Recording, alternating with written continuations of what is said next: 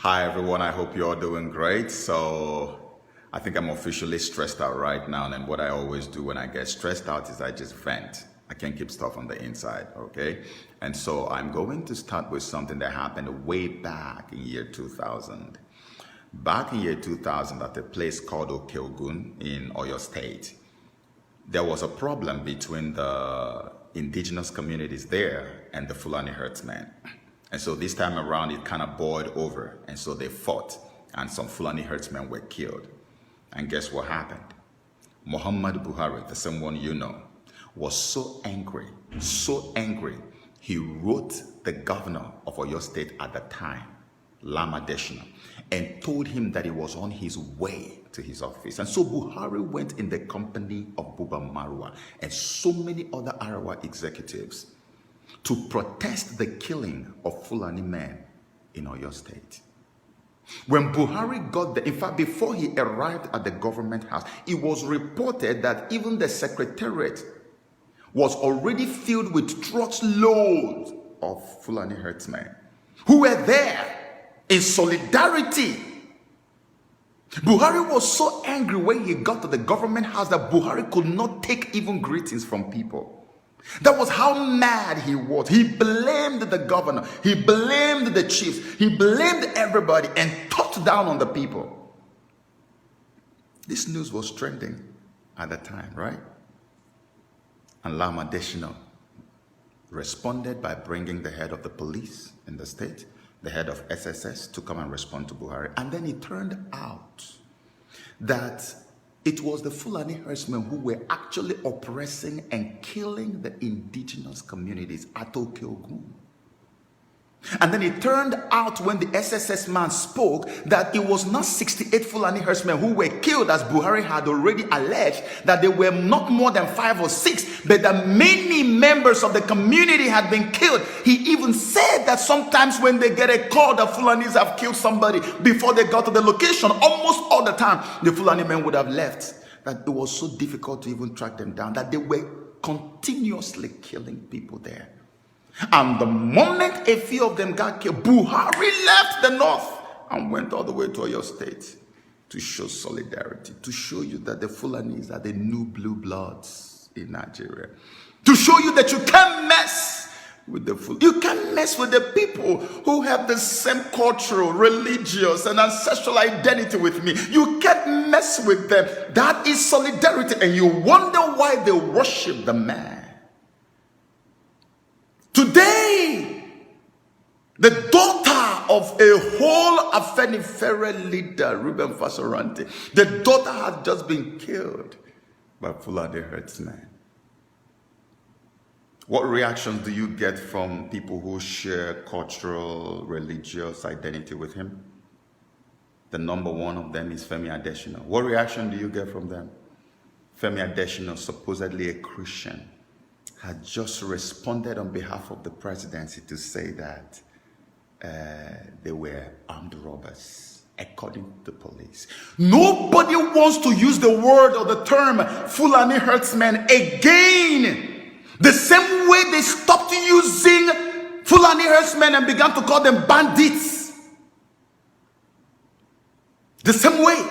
Now they are moving from banditry to robbery. No more herdsmen. It's now bandits or armed robbers. Fulani herdsmen killed the daughter. Clearly reported. And Femi Adesina says, Adesina is a Yoruba man. FASORANTI is a Yoruba, is a leader of a socio-cultural group of the Yoruba. He is, and Adesina said, this is how they use Christians every time to destroy Christianity and destroy all those indigenous communities that identify with this religion. This thing is tormenting the consciousness of Christianity in the mind of so many people. That's how Oshimbanjo went to America the other time and said that the whole kidnapping thing in Nigeria is exaggerated. And you ask me why. When you want to speak, people will say, hey, don't talk, don't talk.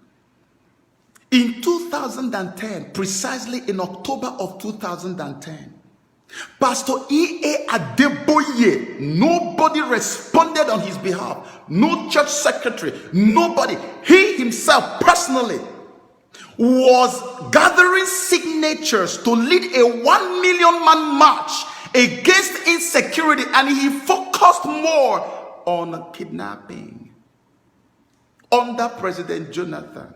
He said the kidnapping and the insecurity was getting out of hand. So he was leading a 1 million man march. The same Pastor Adeboye that you know, the same one today, that is good friends with Buhari. Do you expect Pastor Adeboye to respond to what had just happened to FASORANTI's daughter? Never. He will not do that.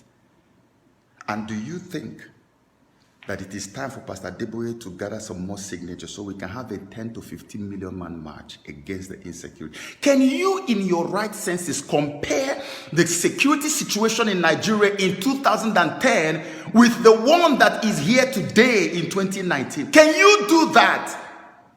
Can you do that? Why is it that we are busy raising cowards and dummies and zombies in the Christian world rather than raising warriors? Nobody wants to ask any right questions anymore. You want to talk? They say, oh, no, but Adeboye, don't talk to, no, don't say it. No, what do you mean? He's not a human being. We can't talk to them when they are making mistakes. We can tell them they're going wrong.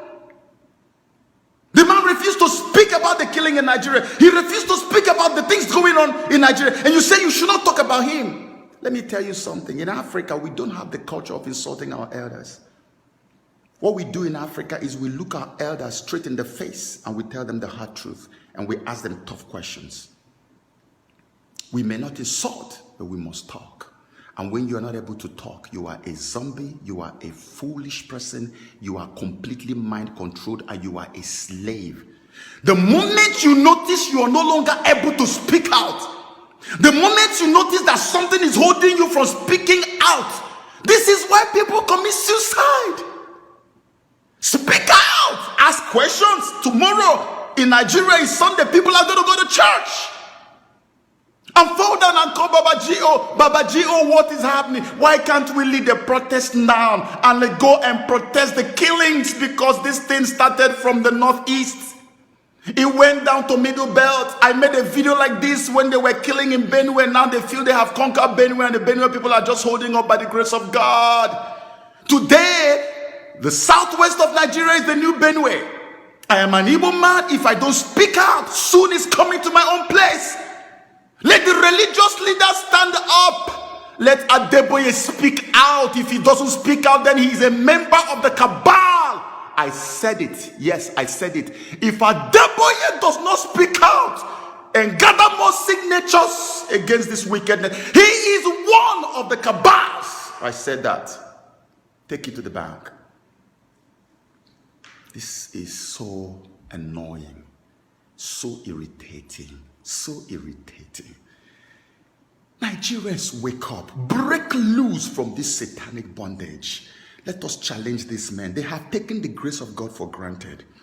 They are taking the grace of God for granted. They are taking you, the followers, for granted. That is why they do this kind of thing. Look at what Buhari did. Went all the way from the north, gathered Arewa executives to go and protest the killing of less than 10 Fulani men. How many Christians have been killed today? Who is speaking for you? And yet we pay tithe and offering and everything into the churches, and they cannot speak for us. And you think it is normal. You think it is okay. You must be sick in your mind. Get deliverance.